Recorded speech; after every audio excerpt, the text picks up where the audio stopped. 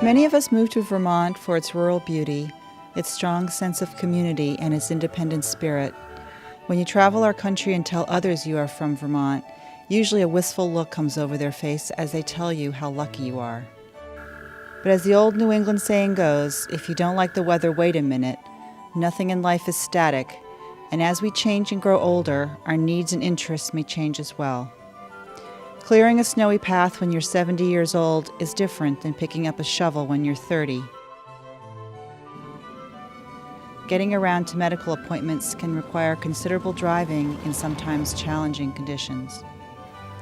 This is why some people, after taking stock of how their needs have changed, decide to move closer to town, to be closer to medical and social services, shopping, recreational, art, and civic activities.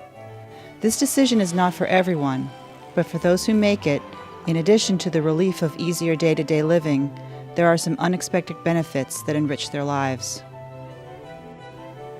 We are pleased to share with you the story of Janet Cramer, a Marlboro resident who, upon recognizing that her needs were changing as she aged, moved from her beloved house in the mountains to a new home near the center of Brattleboro.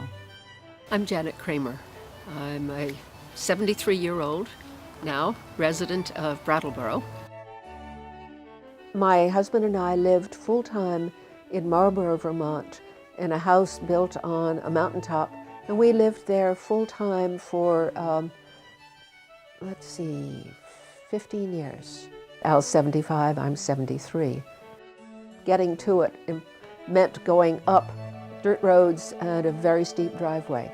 When I'm trying to explain to people why I decided to move, I frequently put it this way: it takes a certain level of hubris to live on a mountaintop in your later 60s. The hubris is believing you can do so without any changes. We knew we both wanted to end up living in Vermont in our old age. We thought we wanted to end up living on a mountaintop in our old age in Marlboro. That's pretty much the way it, not all the way it did when I lived here, but it's nice to see it. This is exactly what was so special about this place, just looking over at the view there, but just the sense of being out in space. And we decided to buy this piece of land in 1978. And then in 1980, we built the central part of the house, 28-foot, story and a half cube with the woodshed 14 by 28 out behind.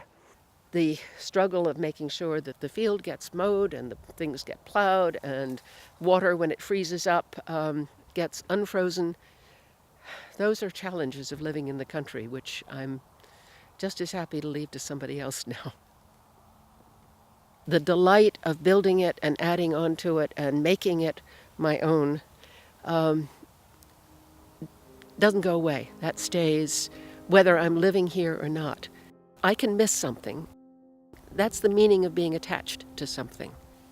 I also discover I'm glad I don't live here anymore, and I wasn't sure I'd feel that way. To look over and see the green fields, the Whitney fields over on, Upper Dover Road. And know, when I first started living here, I didn't know all of those connections, and gradually made those here. And now I'm making those in Brattleboro in different ways. But it fit for me. It doesn't fit for everybody, but it does fit for me to love this place and yet be able to let go of it.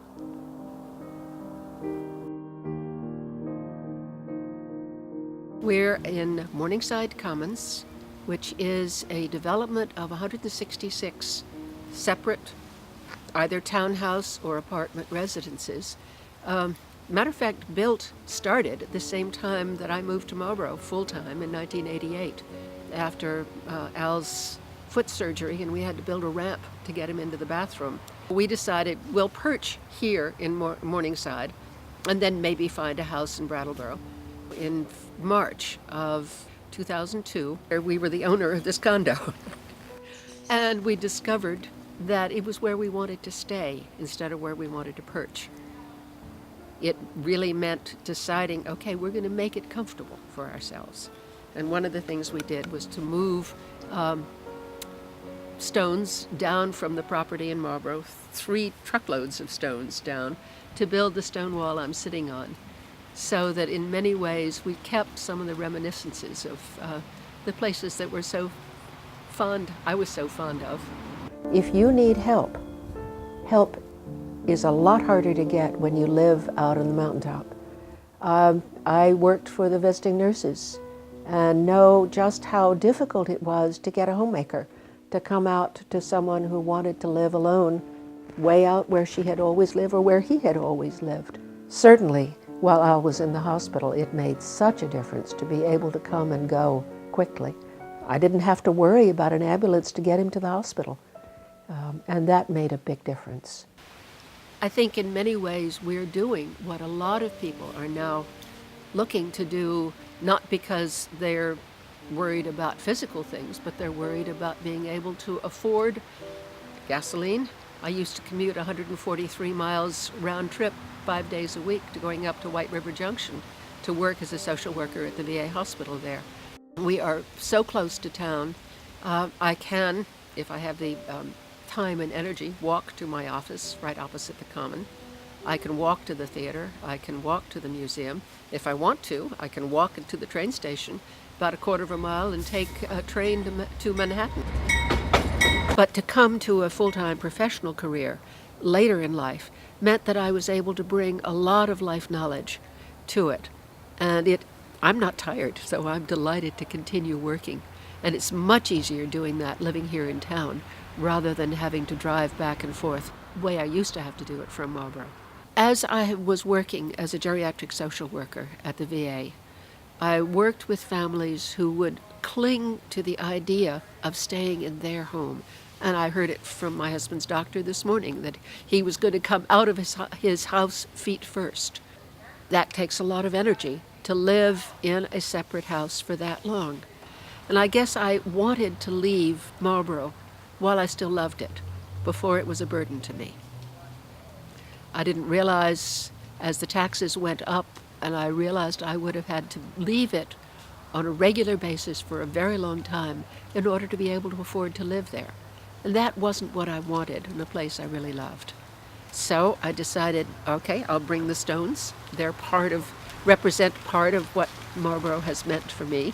I will create a home here rather than just regret what I had created before. I think you can enjoy your surroundings almost anywhere. I was surprised to realize that we could live in 1,037 square feet. What I don't miss, driving up Route 9 in a sleet storm. The rain would turn to sleet. If I couldn't get down out of my driveway, I couldn't come to work. And there were days when I couldn't do that.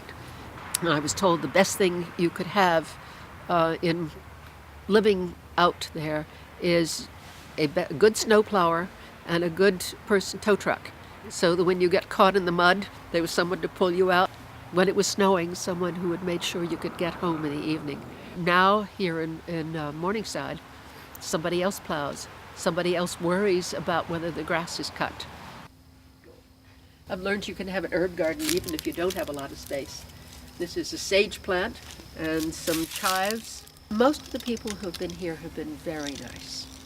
I'm pretty adaptable, and because I'm an adaptable person, it's been easier. Of course, I'm not trying to be just here all of the time. I'm going out to work and working in the community. I'm on the Brattleboro Housing Authority commissioners. I'm on the Morningside Commons Association Board of Directors. I think the only thing I really, really miss is that Marlboro is west-facing.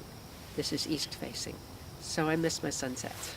I was never so much aware of the seasons, of the weather, of just simply the sense of living in conjunction with the environment. In Marlboro, it was really special.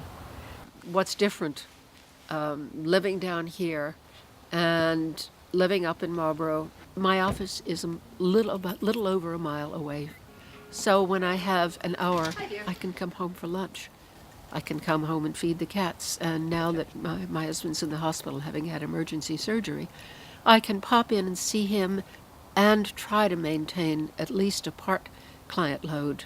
I'm trying to fit a lot of things in. On Monday, I see a client.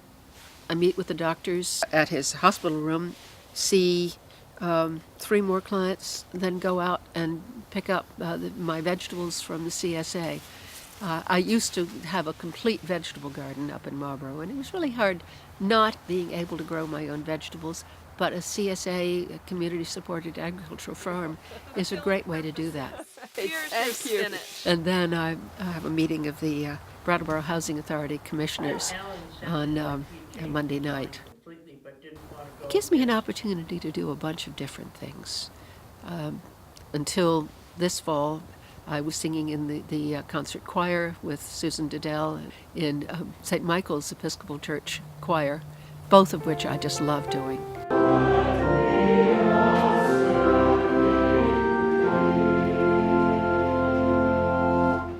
And I didn't try to do that while I lived in Marlboro because it would have meant working during the day and then trying to come to rehearsals and then come back up to Marlboro. And Al felt it was too much. I wanted to put my energies elsewhere, and I think I made a good choice for me. I think a lot of it has to do with the things you value and where you want to put your energies.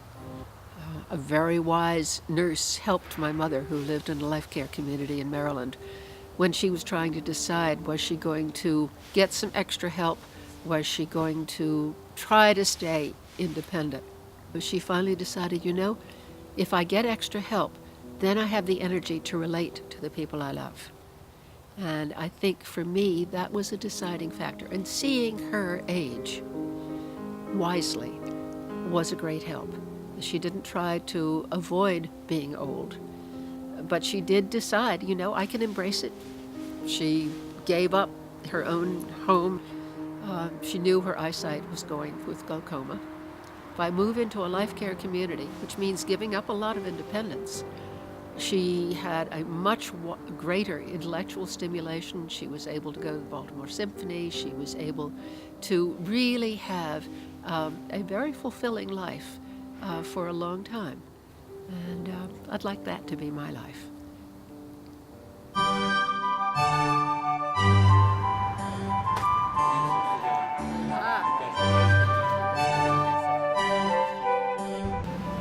I hope by talking about my life, I'm going to help other people realize that planning for aging isn't just planning for decline, but planning to be flexible as you age.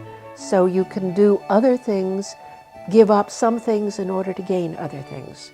And I think that's what we've done by moving to Brattleboro.